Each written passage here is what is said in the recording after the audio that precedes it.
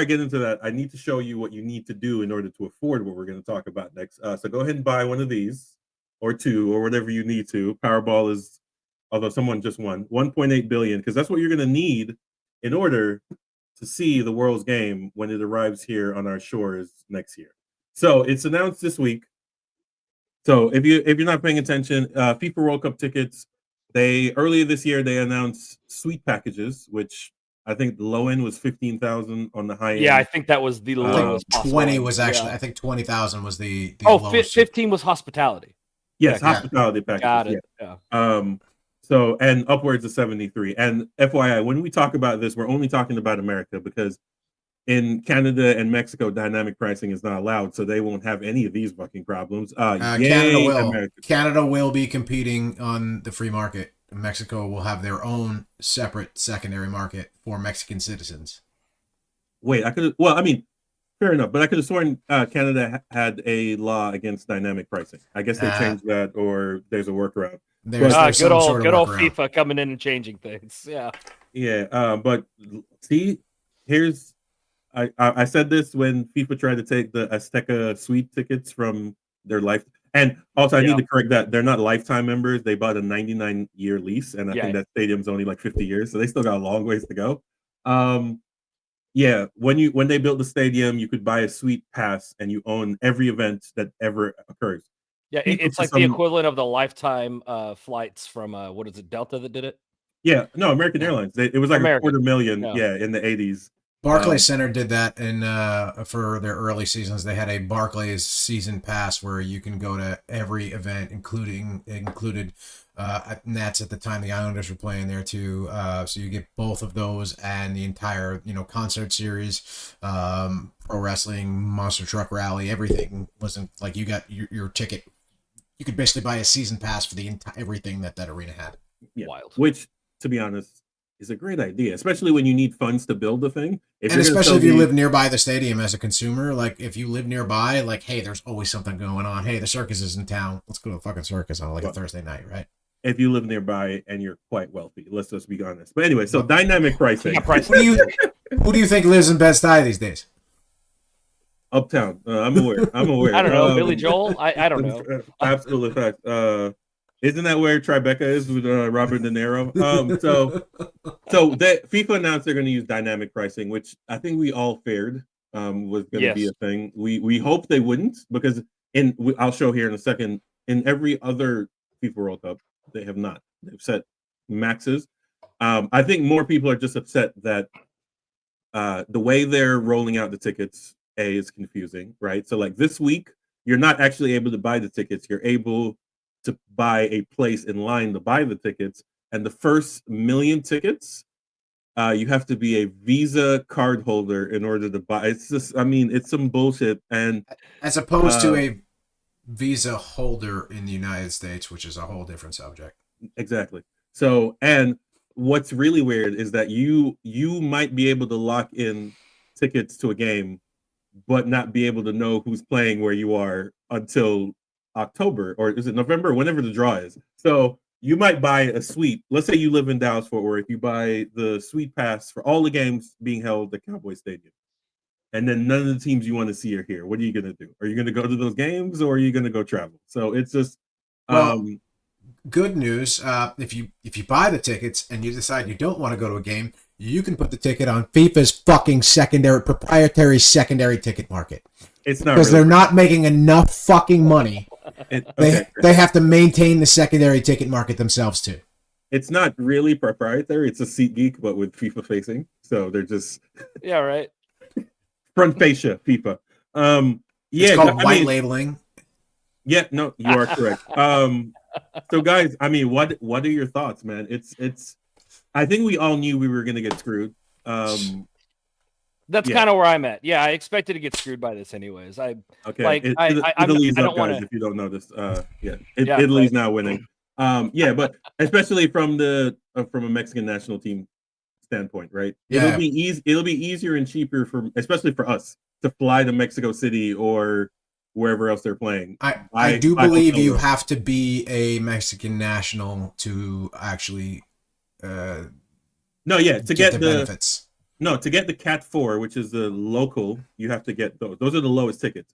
Their regular tickets will still be cheaper than, well, I guess North America. I don't know why they do that. North American regular tickets. So, yeah, it's all right. I'm trying not to blow my top here because really, it's fucking bullshit. It's bullshit. It's how there is no there's zero respect for the average fan at this point. This is all about how can we possibly make the most money possible from all of this. And I get that they're a business, they're in it to make money, but this is Aren't they a nonprofit? No, they're a nonprofit. Yeah, they're not a business. Are they a nonprofit or a not for profit? No, they're a nonprofit. They're I have no registered idea. as a nonprofit. See, here's the thing. This is my frustration here. I see everyone up in arms about this. When I had the exact same complaint about the Club World Cup, and people are like, "No, it's fine. It's just great games. Look, just enjoy it." And I'm like, I'm very confused. Everyone and their mom knew that they were doing a test run for this shit, and they were just pretending like they weren't. You were gonna get screwed. Why? See, it's really frustrating. And here's another thing: how people got screwed. FIFA not lied to you. They misled you into thinking like if you got Club World Cup tickets, you will get preferential treatments on getting World Cup tickets. Right. Turns out you won't. So I have also not seen anything from either one of our home clubs about any sort of local ticketing whatsoever either. So it sounds like the only thing we had the option for was the hospitality packages that we could have gotten on early if you wanted to spend, I don't know, 20 fucking grand, because that's what the average MLS fan is looking to spend for World Cup tickets. Yeah, I mean, so I think the Outlaws who've done hospitality packages when it's outside the country, I don't know if they'll be able to swing it this time when it's local.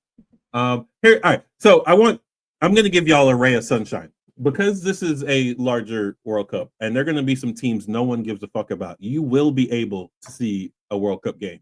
Yeah, sure. I can't wait to see like 10,000 at fucking Dallas Stadium or whatever they're calling it. So just FYI, you will be able to see a game. The problem is, if you're a fervent fan, if you're a Mexico, US, Canada fan, be prepared to bleed out the nose.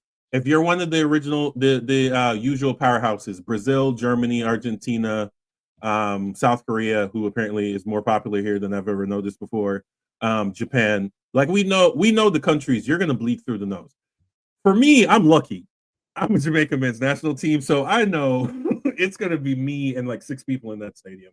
Yeah, you better you just really need to hope that they don't draw like a group that's like Italy, Spain, Jamaica. Look, my game plan is to pick I'm going to put Minnow in quotes. Yes. And follow them for the tournament and hope that I get to watch them in Dallas. Yeah, I mean, going into this, I knew I wouldn't watch the US, I knew I wouldn't watch Mexico, and I knew I wouldn't get to watch Canada. So, yeah. Here's the thing, though. The one thing about the secondary resale market is if you are very patient, you may be able to eke out some deals too. You may be able to, again, for those smaller teams, you may be able to come up on some deals where you're paying way below face value for those tickets, right? Because somebody bought those tickets as part of their local package or whatever, and they're not going to that game, and nobody else is going to that game, so they may have paid $60 for that game. You may be able to get like $14 tickets to some of these games, like you could with a lot of those Club World Cup matchups. Yeah, but you've got to be willing to wait, and you've got to basically like drive over to Arlington, spend your day at Texas Live or one of the local bars and hang out, and hopefully 30 minutes before the game pull the trigger on a ticket. I mean, we got to just go scam people, right? We're hoping it does work out like the Club World Cup, because that's what happened, right? Outside of the Miami, PSG, the big boys, you could get tickets for like $60 or $70 the day of.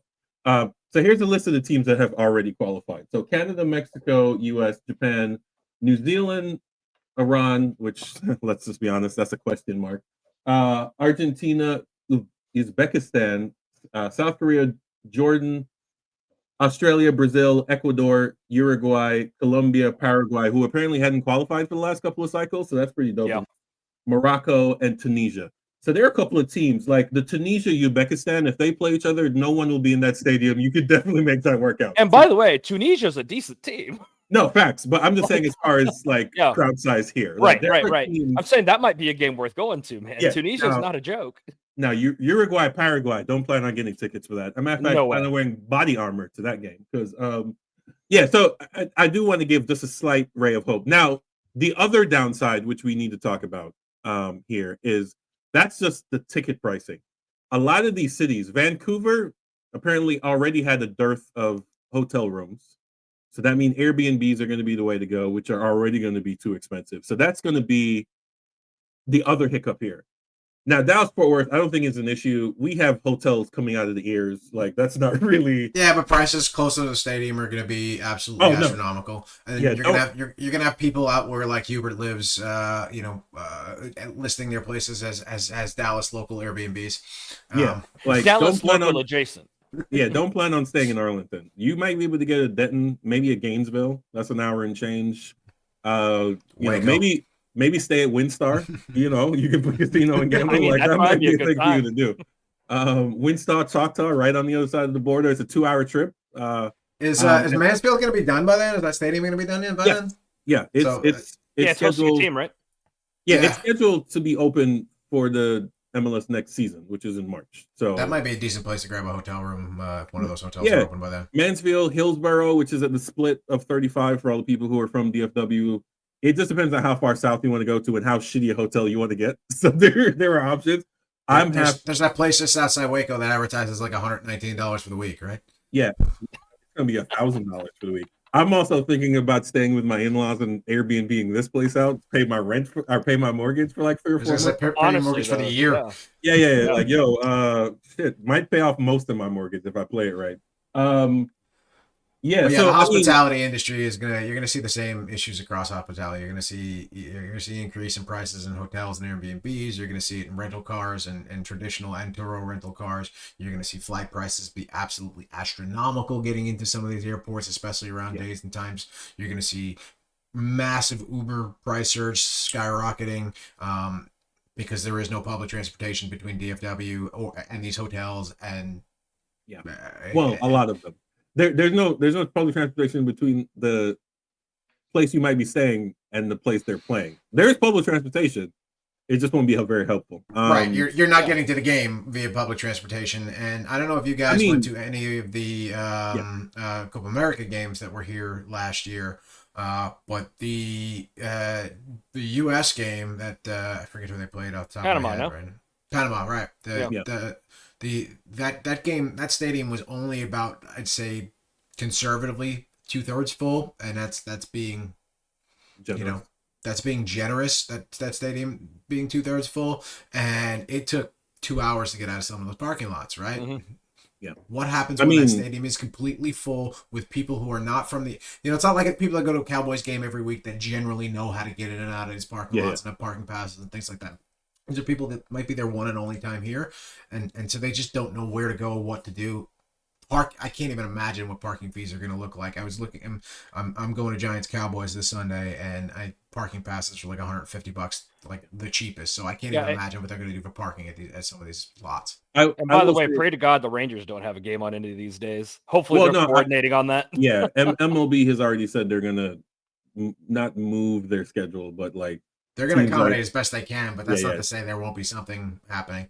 I mean, will North Texas people? Oh no, they'll be. They're going to be in Mansfield, but who cares? No one was going there anyway. Right. I was making a joke. Yeah, like to be honest, the Walmart across the street could shut down and make all their profits just paying for or having people pay for parking. Like, I didn't even consider that. You're probably right on that. Yeah. There are a couple of apartment complexes over there that are probably just going to be Airbnbs like the whole time. Just not renewing a lease for this year. I'm at fact they probably won't allow you to renew up. That's what I was getting at. Probably actually. That's but horrifying. So here's my question. So we've talked about this for a bit. I just want to talk about so this is my debate question, although it's not really. Are American consumers okay and accepting of the fact they're just an ATM? The world. I don't think they're gonna. Go ahead. Sorry. Yeah, like the world has clearly proven repeatedly. Whether it was the bullshit friendly, was it the international? Argue I'd rather be an ATM because an ATM is just taking money from your account and giving you your money. No. Well, actually, you think that's true? Try taking a large withdrawal from your bank. They tell you have to make an appointment. It's a sure.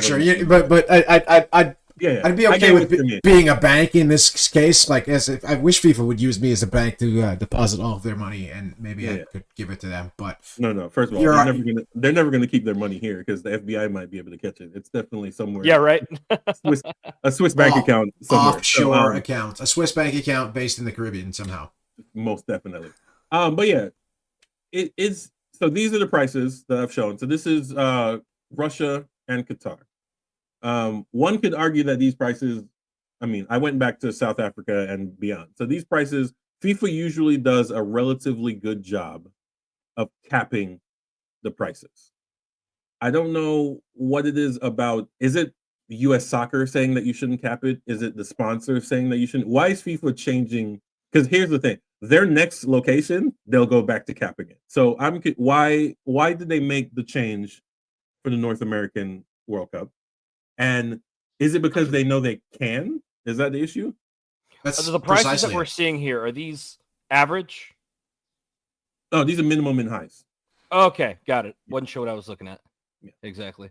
Yeah. And Russia and Qatar, famously, countries that are protect their consumers. I will say that Russia and Qatar actually they are both countries that will have a harder time getting more people to come in than the US would traditionally. But that being said, I don't think they're targeting the conscientious spender at this point. No, I'm not okay with it is my answer. But I don't think there's enough of us that care that are going to try to buy tickets or not, that it's going to affect them. And so I think they're just doing it because they can. Yeah, I think, and that's like when you look at the difference that Mexico is basically saying no, right? Like we're not doing that. We're not doing dynamic pricing. We're not kicking our suite owners out of the stadium. Like we're just not doing it. And FIFA basically saying okay, right? Part of me kind of thinks if they had done that earlier in the process, Mexico would get less games. I think you're probably right. Right. And to be fair, I think Mexico could probably get away with this too because they have that many less stadiums involved. I think whereas I think Canada had pushed the envelope, they might have been able to pull that off too. Yeah, because Canada's only Toronto and Vancouver, which is their two big cities. I don't know where else you would really put it in Canada besides those two big boys. It's just, and never mind, Cat 4 is the local pricing, so that's basically what Mexico is going to enforce, right? And those are rubles, so I don't actually know what the translation is. But, same, especially 2018. I have no idea. Yeah, and I love how FIFA is trying to butter up this thing to make it sound better. Like, oh, it'll start at 60, and I'm like, but the thing about dynamic pricing is that you can never find a ticket at 60, right? Yeah. The whole point of it is if you're getting it for 60, it's because you bought it at kickoff. Yeah.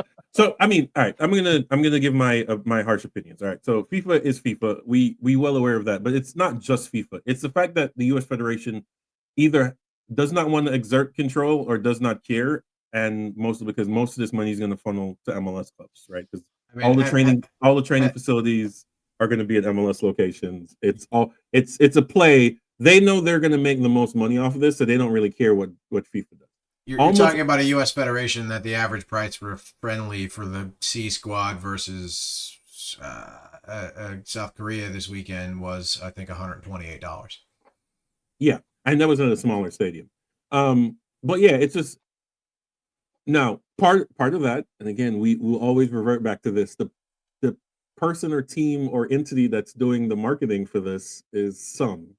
So who's really making money off this? It's not the Federation. It's another entity that I can't really think of off the top of my head. Anyways, so I just wanted to give everyone a heads up that you're going to get screwed next year. Be prepared. This is not like holding multiple college football games that I've been told for years. Like, oh, we can handle it. We fill college stadiums. I also think this is not really just Major League Soccer. You got to think of the American owners that are going to make their money on these stadiums as well. I think the people to blame are your Jerry Joneses and your Crafts. The Venn diagram. Well, no, here's the thing. When you actually host the World Cup, it's no longer your stadium, which is why it's not AT&T. Which is going to be funny when they do the Goodwill. Yeah, it's Dallas Stadium. Yeah. When they do the Goodwill blimp overview, it's going to be a big AT&T sign. How's that going to work? Yeah. Dallas Stadium in parentheses, Arlington, Texas. But they're getting a badass kick off of that. You can't tell me Jerry Jones is doing this from the goodness of his heart. Well, yes, he gets all revenue. So that's he's also going to get all the revenue from parking, stadium amenities. He'll probably get a shit ton from every one of these stadiums. Well, he also owns. Not just the rich getting richer. Right?